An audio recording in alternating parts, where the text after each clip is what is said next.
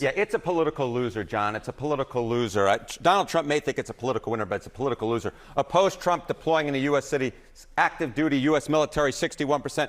The National Guard in particular, 58%. When you get 3 in 5 Americans agreeing on anything, you know if that is on the opposition side, it's a political loser. And among independents, who are, of course, that key block in the middle of the United States political electorate, we're talking about 2/3 of independents there and about who oppose the deployment of either active duty U.S. military or National Guard into U.S. cities. What are the questions that people are asking, or what are the issues they see with these deployments? Okay, look, I think it's that they don't buy Donald Trump's case for why these troops must go into the U.S. cities. So the New York Times essentially gave you a two-pronged little answer here, right? Trump may use the National Guard to intimidate rivals, or big city crime will spiral out of control if the troops don't go into cities. What you see here is the majority that takes the case is that Trump may use the National Guard to intimidate political rivals at 51%. Just 42% of Americans agree with the Donald Trump stance that, in fact, big city crime will spiral out of control if the National Guard doesn't go into U.S. cities. So essentially what we're seeing here is Donald Trump's making a case,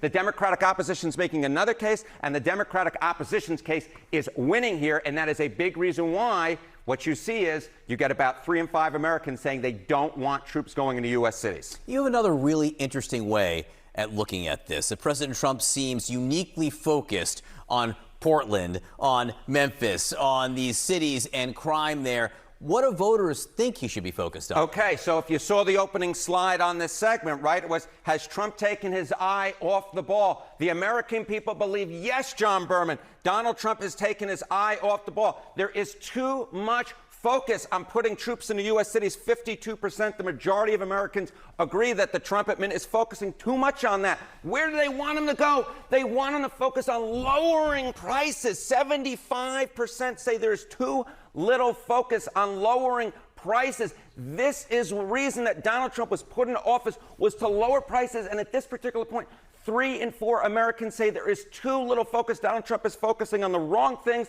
and they don't like the way he's going about it.